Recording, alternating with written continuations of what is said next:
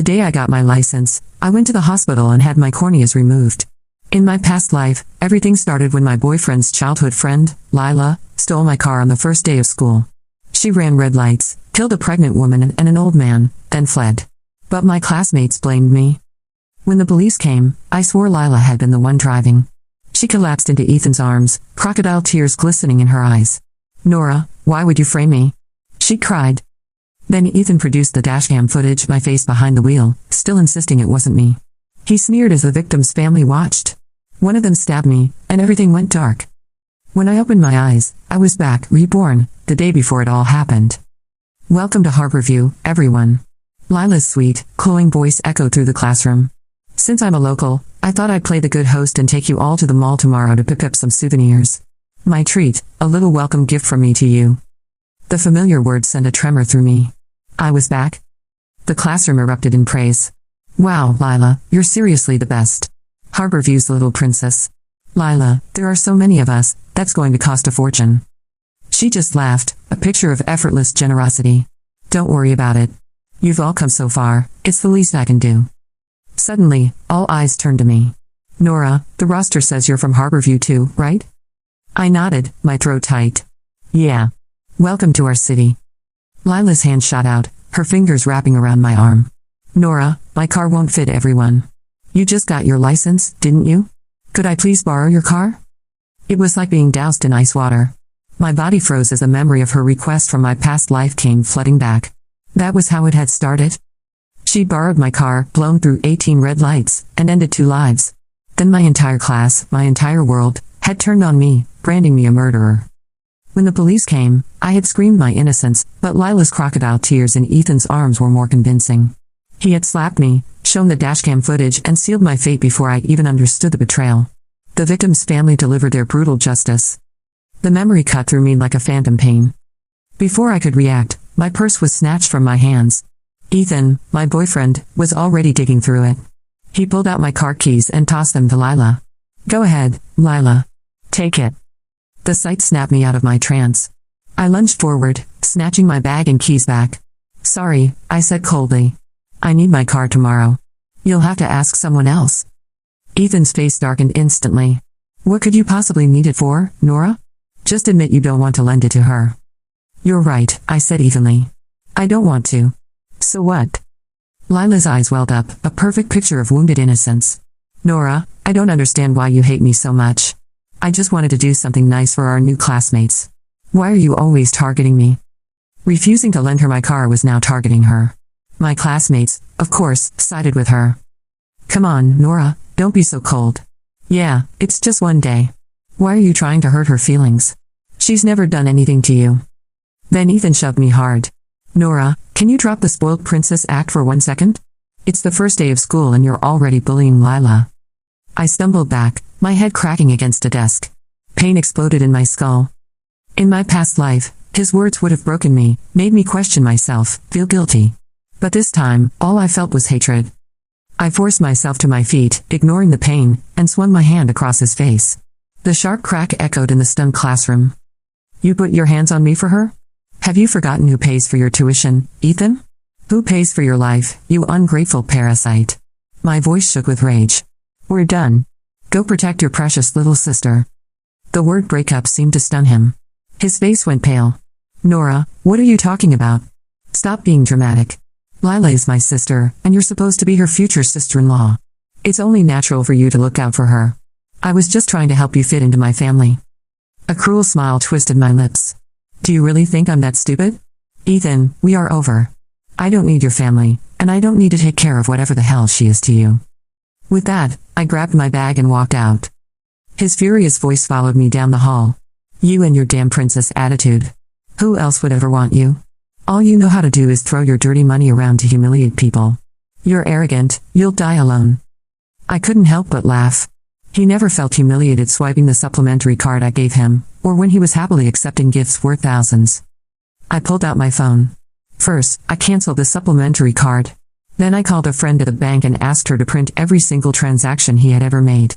If he felt humiliated by my money, fine, he could pay back every last cent of it. That night, I parked my car safely in the underground garage and let out a long breath of relief. Lila couldn't get to it now.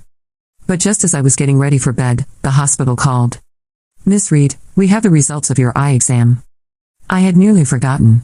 My vision had been blurry for weeks. Miss Reed, you have severe corneal detachment and retinal damage. The corneas will need to be surgically removed. The doctor's words hit me like a blow. We'll do everything we can to get you on the donor list, but the surgery needs to happen soon. The longer you wait, the harder it will be. That night, I didn't sleep a wink. By morning, my car was gone. Stolen. A chilling premonition crept over me. My hands shaking, I called the hospital. I've made my decision. Let's do the surgery today. I don't want to wait. Within hours, I was on the operating table. As the anesthetic spread, a strange calm settled over me. I looked toward the surgical camera and let a small, secret smile touch my lips. 5 hours later, I woke to a world of absolute darkness. Panic stabbed at me until my mother's voice broke through. Sweetheart, how are you feeling? Relief washed through me. I'm okay, Mom. It's just strange not being able to see. She hugged me tightly. It's going to be all right. In 3 months, you'll have the transplant and everything will go back to normal. But fate had other plans. That evening, when I was wheeled outside for some fresh air, the peace shattered. Nora, what are you doing here? You're a fugitive. The police were looking for you. Ethan's voice, furious, came from the darkness. Then Lila's voice, dripping with false pity, Nora, please don't make this worse. 3 people are dead. If you confess, we'll all plead for leniency for you. Hands grabbed me, dragging me to the ground. You ran my wife down. A man roared. She was pregnant, you destroyed my family. I screamed, I've been in the hospital all day. My car was stolen. But the mob didn't care. Ethan pointed at me. She bragged she'd run red lights for fun. I tried to stop her. She wouldn't listen. The grieving husband's hands closed around my throat. Because you're rich, you think you can play God with our lives? I want an eye for an eye. The wail of sirens pierced the chaos. Police swarmed the scene. But when they pulled him off, I felt a cold bite of handcuffs on my wrists. Miss Reed, the officer said coldly, your car was found at your residence. Dashcam and traffic footage show you behind the wheel. We have dozens of eyewitnesses. I shook my head wildly. That's impossible. It wasn't me. Then someone ripped away the gauze over my eyes. Gasps echoed through the crowd. Oh my God. She doesn't even have eyes. The gasp that spread through the crowd was like a physical wave, crashing against me and leaving silence in its wake. I sat there, restrained, blind, my world reduced to darkness and voices. The weight of their stares pressed down on me even harder than the handcuffs. She has no eyes, someone whispered, their voice trembling. Another voice, colder, snapped back. Do not let her trick you. It is all a show. These rich brats will do anything to escape punishment. The husband who had tried to strangle me cursed, but I could hear the uncertainty creeping into his tone. Even his grief was no match for what they had just seen. Officer, my mother's frantic voice broke through. My daughter was in surgery all day. She could not have been driving. Look at the hospital records. The police officer hesitated. Papers shuffled, radios crackled. Somewhere in the distance, Lila's sweet sobs painted a picture of innocence. She is lying. I saw her get into that car this morning, Lila cried. She has hated me since we were children, and now she is dragging all of us down with her. Do not listen to her. My mother shouted, desperation cracking her voice. The hospital can prove Nora was here. The officer gave a command, and I was hauled upright. Take her in. We will sort it out at the station. I wanted to scream, to fight, but my body was weak, my vision gone. I could only stumble forward as they dragged me toward the waiting car. The station smelled of stale coffee and despair. Every step echoed in my ears as I was guided into a cold room and shoved into a chair. Miss Reed, the officer began, his voice clipped and impatient, your vehicle was used in a hit and run this morning. Traffic cameras clearly show you behind the wheel. 3 people are dead. Why should we believe you were not driving? I gripped the edge of the metal table, my fingers trembling. Because I was in surgery. Ask the hospital. I was unconscious for hours. He slammed his hand down. Enough with the excuses. We have footage of you laughing as you ran those lights. The victims' families want justice, and they will have it. My chest tightened. How could there be footage? I had not been there. Unless someone had made sure there would be. Hours dragged by. I was left alone in the interrogation room, the air suffocating, my thoughts running in circles. I could hear faint voices through the wall, detectives speaking to Ethan and Lila. She told me she would do it, Ethan's voice said, heavy with false regret. She wanted to show off. I begged her not to. But she never listened to anyone. Then Lila's voice, soft and trembling. I love her like a sister, I really do. But she has always hated me. Maybe she thought if she scared everyone enough, they would stop praising me. Their lies twisted together like a rope tightening around my neck. By the time they brought me back to a cell, my hands were numb from clenching my fists. I was not going to beg. Not anymore. 3 days passed before I was released on bail. My family's lawyers fought tooth and nail, dragging every hospital record into the light.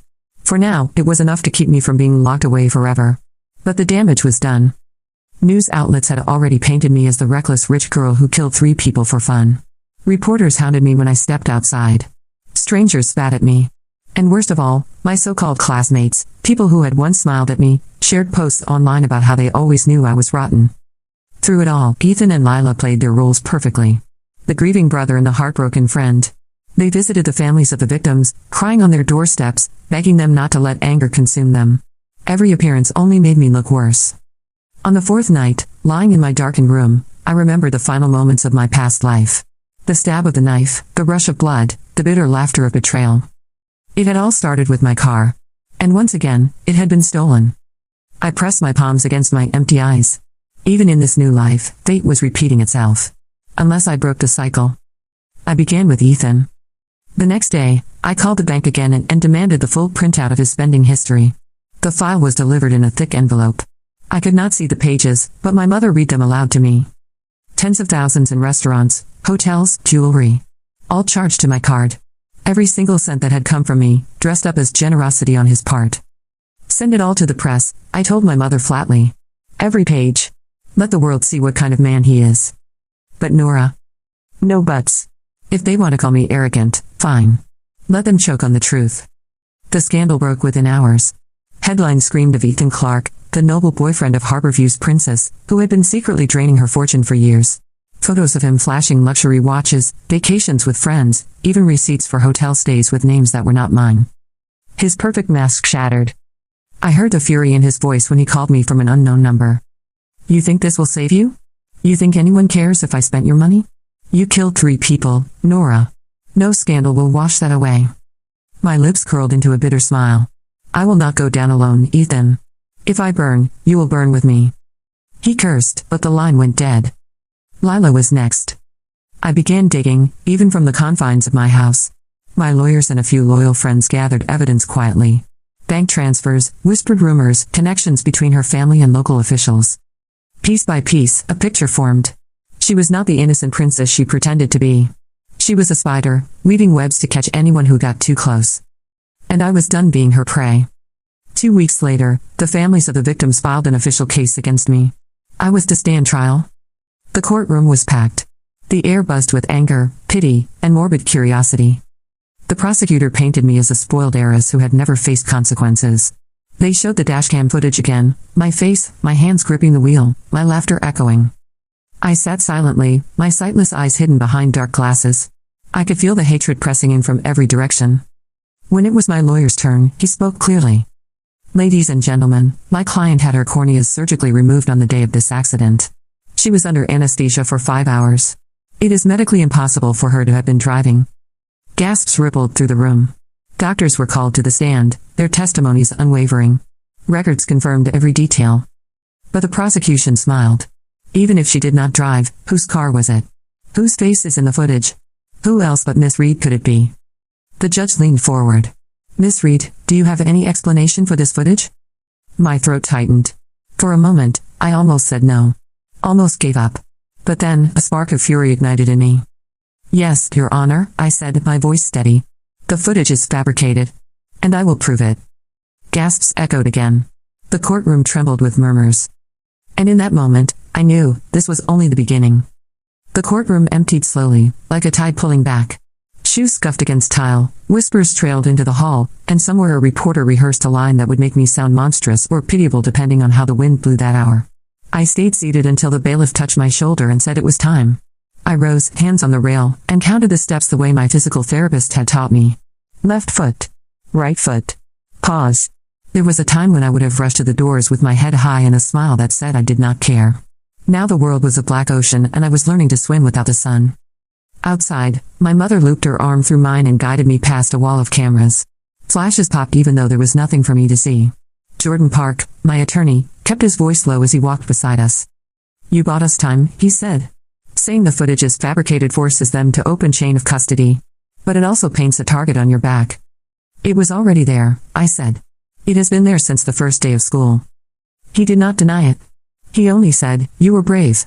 Now we need proof. Proof. That was the word that had chased me from my first life into this one. Proof that I had not been the person behind the wheel. Proof that the dashcam was a lie. Proof that Lila was not a lily at all but a poison flower with silk petals and a steel stem.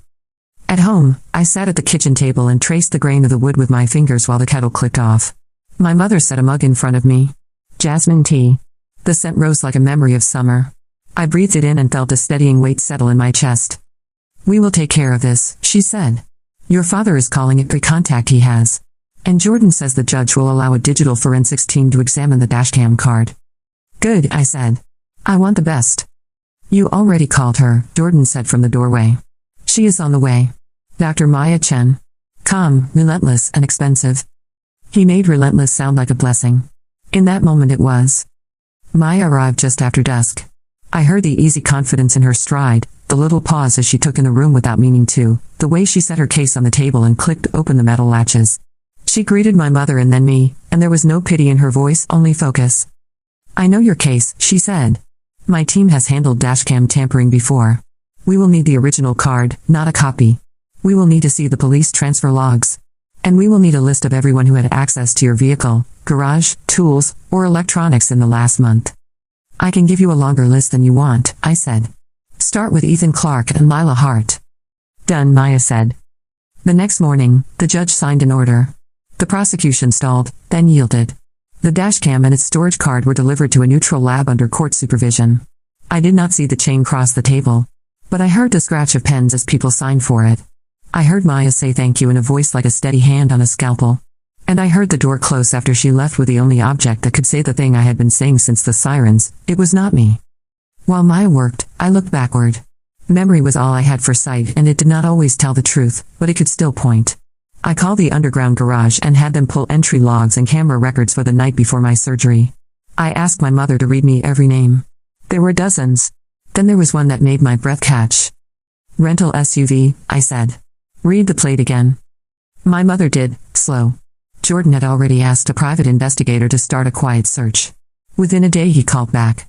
The SUV had been rented by a shell company owned by one of the contractors who bid on city maintenance jobs. The same contractor who had donated to a charity gala run by the Hart family last spring. I sat still. In the dark behind my eyes I saw the glimmer of silk and a smile sharp enough to cut. That night, the investigator texted Jordan a second update. The garage camera had caught a woman with Lila's height and gait stepping out of the SUV wearing a scarf and a baseball cap. She had walked straight to my parking bay with the ease of someone who had rehearsed. She had carried a small hard case. She had stayed exactly 6 minutes. She had left with her hands empty. Jordan told me all of it in the slow, careful tone people use when they are trying not to break a glass already cracked.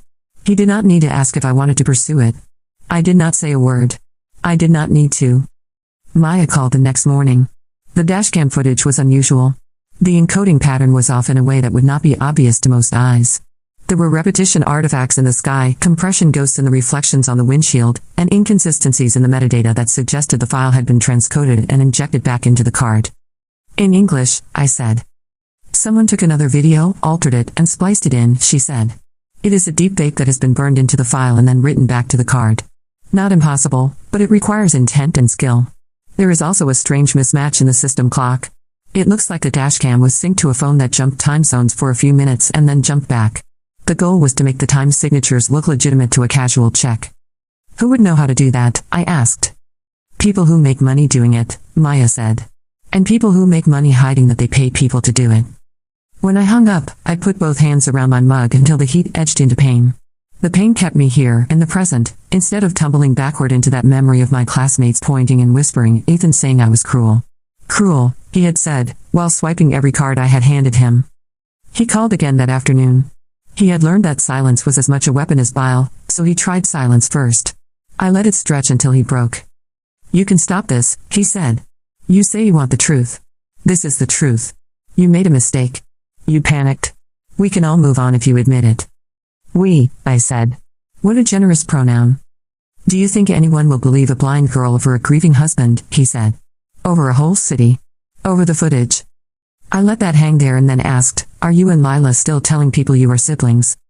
He flinched in the pale static on the line. I could hear it in his breath even if I could not see his face. We grew up together, he said. That is all. That is not all, I said, and then I hung up. The very next day a reporter posted photos of Ethan and Lila leaving a hotel at the coast, arms linked, faces lifted to the sun.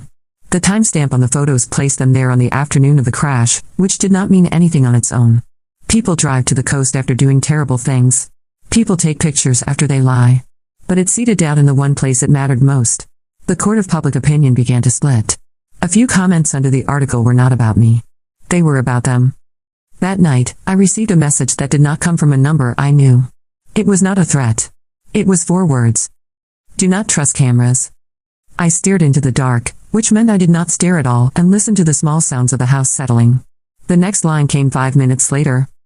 West Garage, top level, Wednesday, midnight. It was almost laughable how cliché it was. I was on bail and half the city wanted my head.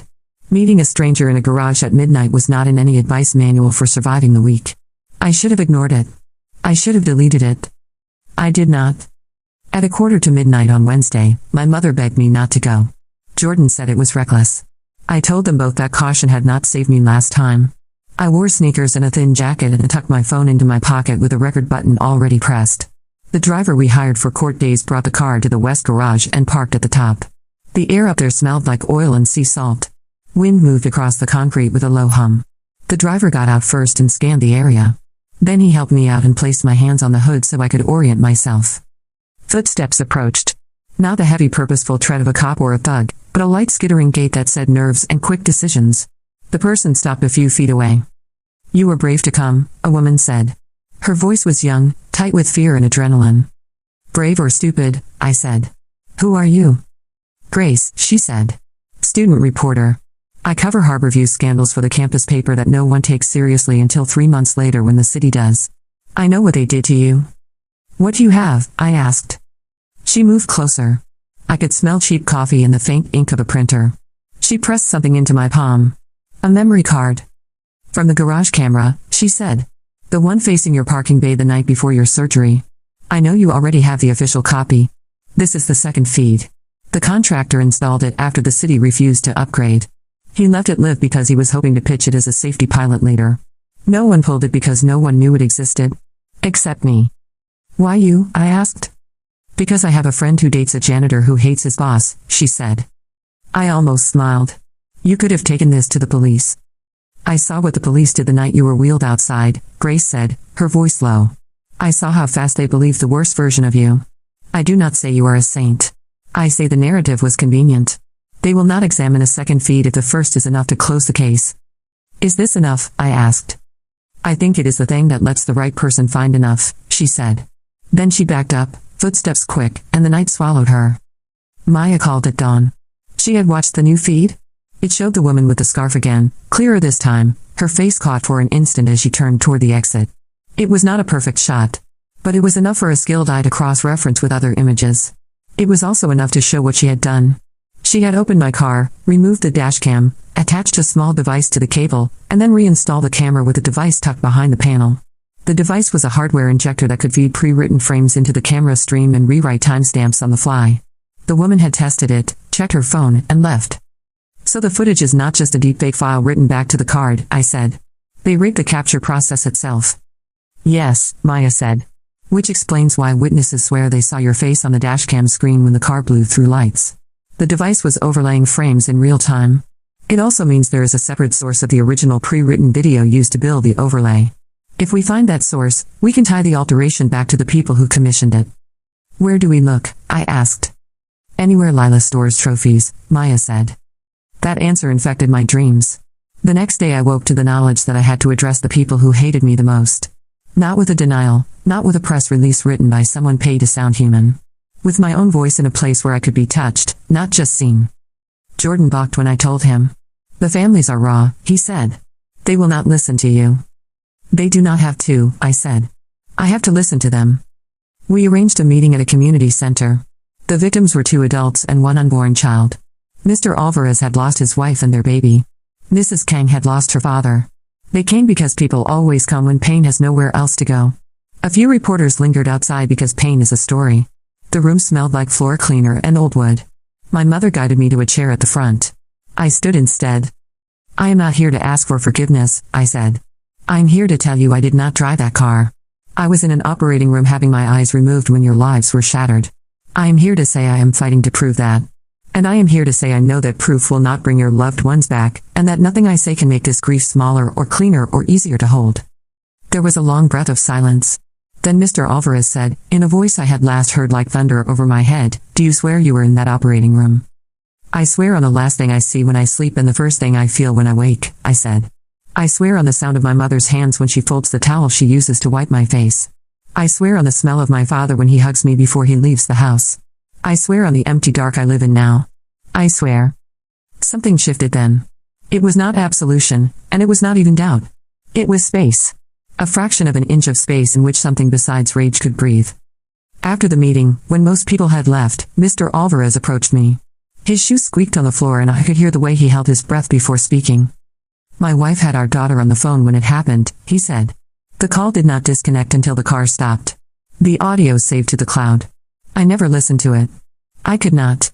But my daughter finally did. She said there is music on in the background. A radio jingle. She says it is from a station that changed its ad rotation that week. She looked up the time that jingle aired that day.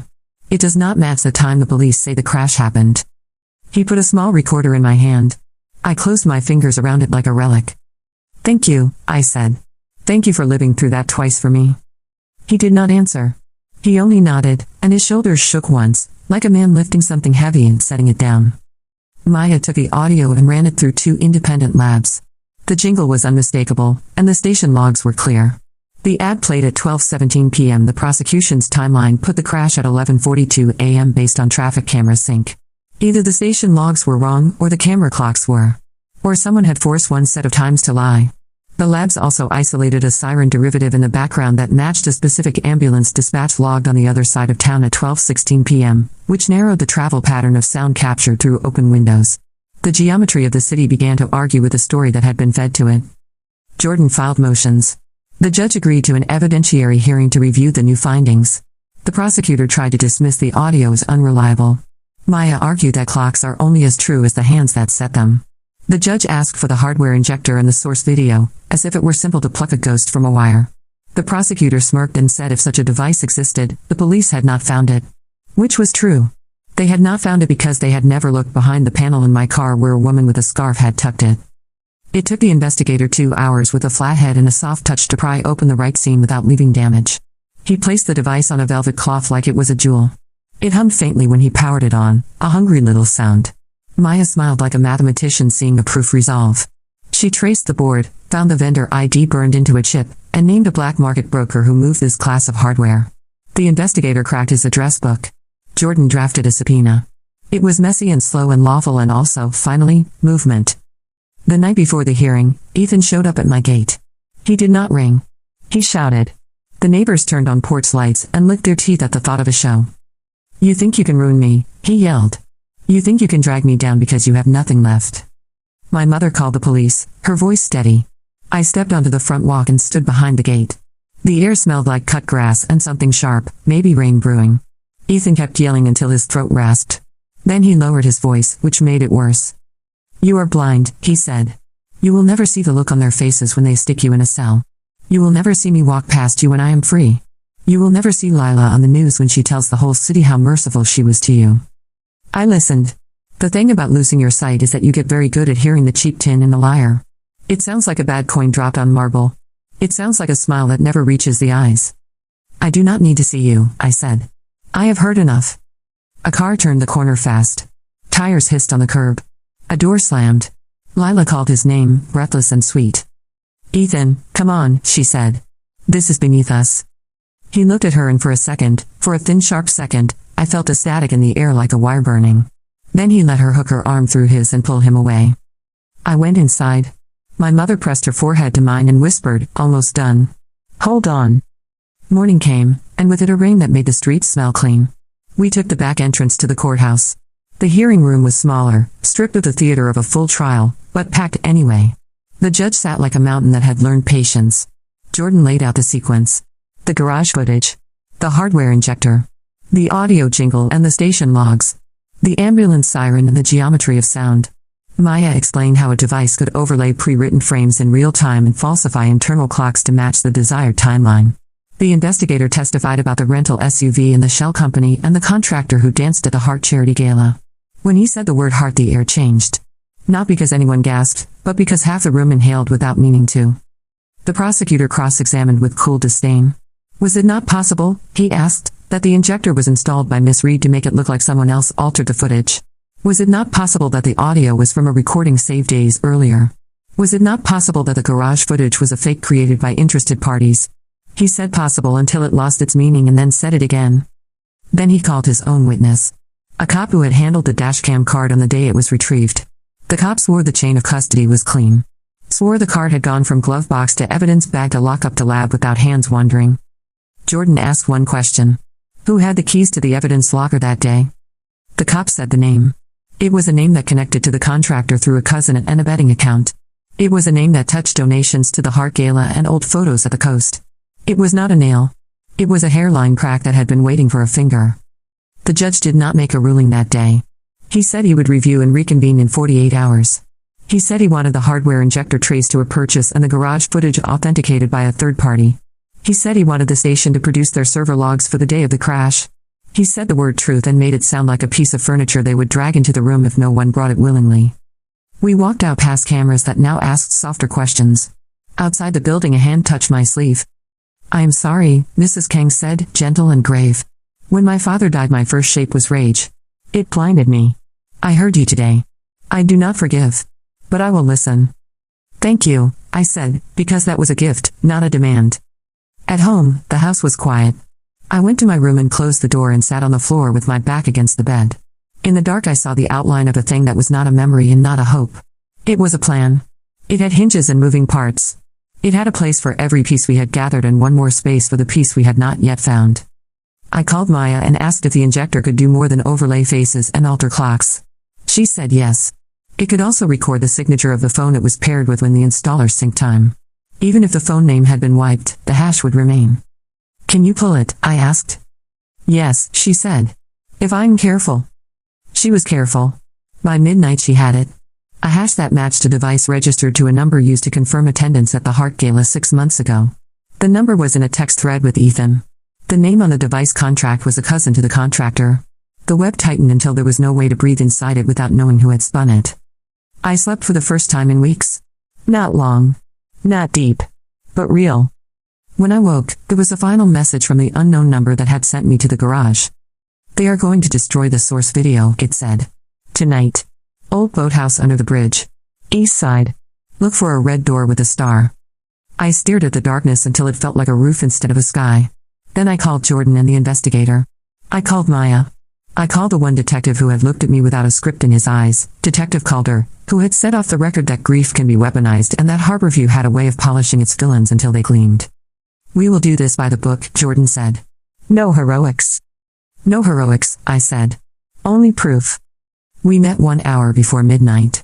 The rain had stopped and left the world rinsed and raw. The boathouse crouched under the bridge with its back to the water. The red door with a star was faded but still red. The padlock looked new. Calder cut it while his partner filmed the entire entry. Inside, the air was cold and smelled like mildew. A generator sat in the corner, a table beside it with a laptop and 3 hard drives stacked like bricks. The laptop had a cracked screen.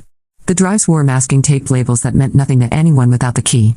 Maya approached like a surgeon. Gloves. Photos. Evidence bags. Everything by the book, as Jordan had said. And still the door slammed behind us. Footsteps. Voices. Lila, soft and bright like a light over a trap. You never did know when to walk away, she said. You could have been a queen, Nora. You chose to be a martyr. I turned toward her voice.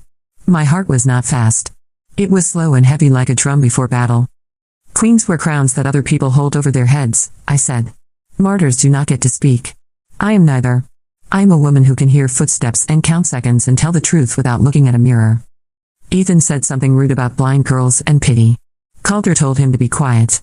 His partner read them their rights as if it were a bedtime story. Lila laughed once and it sounded like a glass slipping off a table and breaking on tile. Maya lifted one of the drives and held it like an egg. "This is it," she said. "The source. The same lane markings, the same sequence of traffic lights, the same sky artifacts baked in.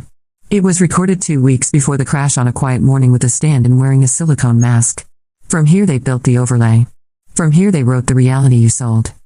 "No heroics," Jordan whispered. "We have what we came for. We walk out."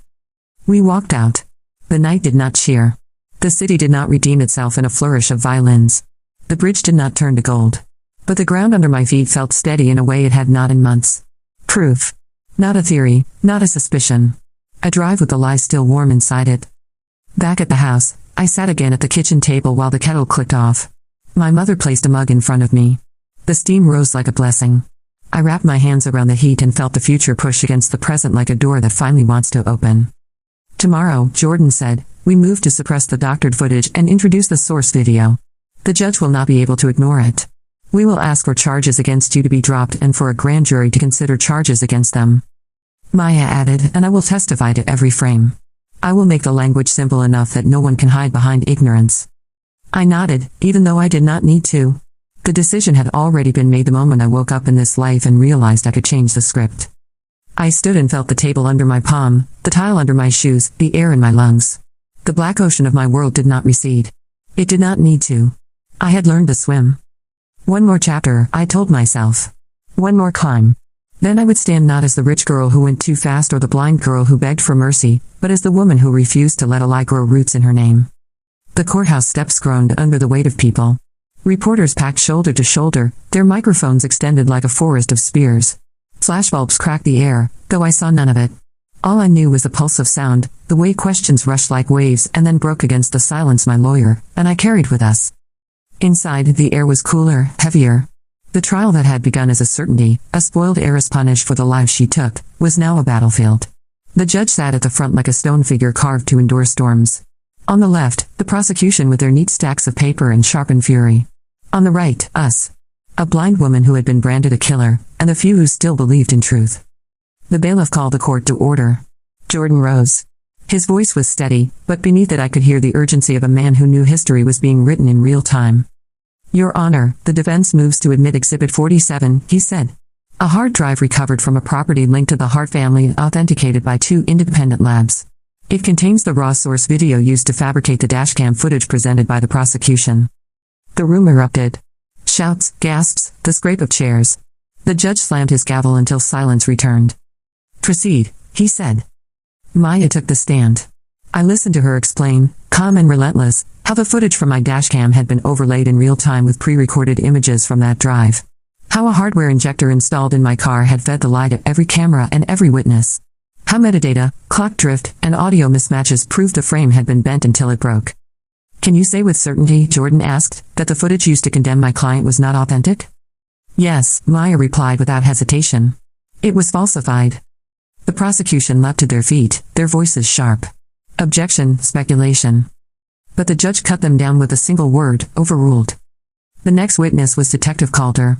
He described the raid on the boathouse, the recovery of the drives, the connection to the contractor who had worked with the Hart Charity Gala.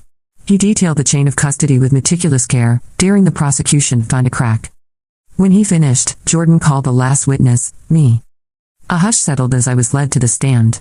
My cane clicked against the wood, my hand brushed the rail, and I sat. "Miss Reed," Jordan said, "you have been accused of causing the deaths of 3 people. You have heard the lies and seen your world collapse. What do you want this court to know?" I turned my head toward the sound of the crowd, my empty eyes hidden behind dark glasses. My voice trembled at first, then steadied. "I want them to know I was in an operating room, blindfolded with gauze, while my car was used as a weapon. I want them to know that my so-called friends borrowed my life and twisted it until it strangled me. I want them to know that grief is real, but so is betrayal. And I want them to know I will not carry the weight of a lie that was never mine." Silence. Then a voice from the gallery broke through. It was Mr. Alvarez, the man who had once tried to strangle me outside the hospital. His voice shook. "She is telling the truth," he said. Gasps rippled through the courtroom. The judge demanded order, but the shift was already there, heavy and irreversible. Closing arguments burned like torches. The prosecution clung to the footage, to the convenience of a narrative already carved into stone. Accidents happen, they said. Guilt must have a face, and Nora Reed's is the face we saw. Then Jordan stood. His words cut sharper than any knife. You saw what you were meant to see. You were shown a mask and told it was a mirror. But evidence does not bend forever. It snaps. And when it snaps, the truth bleeds through. My client is not perfect. She is not gentle. But she is innocent. And no amount of false footage will change that. The jury deliberated for 2 days. 2 days of waiting in silence, of hearing my mother pray in the kitchen, of Maya muttering over files, of Jordan pacing until the carpet wore thin. On the third morning, the bell rang. We filed back into the courtroom. My heart hammered so loud it drowned every other sound. The foreman spoke. On the charge of vehicular manslaughter, we find the defendant not guilty. The words washed over me like light I could no longer see but still felt. My knees trembled. My mother's hand gripped mine, wet with tears. Jordan exhaled for the first time in months. But the foreman was not done. We also recommend that charges be pursued against Ethan Clark and Lila Hart for conspiracy, obstruction of justice, and falsification of evidence. The courtroom exploded. Reporters shouted. Lila cried out, her voice shrill, calling me a liar even as officers moved toward her. Ethan cursed, his mask finally cracking, venom spilling for everyone to see. The gavel pounded. The judge's voice thundered above the chaos. Bailiffs, take them into custody pending investigation. And just like that, the stage shifted. The spotlight that had roasted me alive now turned on them. In the weeks that followed, the truth unraveled in layers. The contractor confessed under pressure. Payment trails linked back to Lila's family accounts. Ethan's phone records tied him to coordination on the day of the crash. What had once seemed airtight against me now became a noose around their necks. I remained quiet. I gave no interviews. The world that had spat on me now begged for my words, but I let silence speak louder. I had nothing left to prove. 3 months later, I received the call from the hospital. Miss Reed, we have a match. A donor. The surgery was long. When I opened my eyes, light returned, not perfect, not as it once had been, but real. The first thing I saw was my mother's face, lined with worry and joy. You are back, she whispered. I smiled through tears. I was never gone. On the day Ethan and Lila were sentenced, I stood at the back of the courtroom. I did not testify. I did not need to. The evidence crushed them without my voice. They begged, they lied, they wept. But the world had turned. No one believed their tears anymore. When the gavel fell, I turned and walked out into the sun. My cane tapped the ground, steady and strong. I thought of the words Ethan had once screamed at me, you will die alone. I let out a soft laugh. Alone? No. I had my family. I had my name. I had my sight, in more ways than one. And as I stepped into the light of a world reborn, I knew I had rewritten my fate. Not a victim. Not a villain. But the author of my own truth.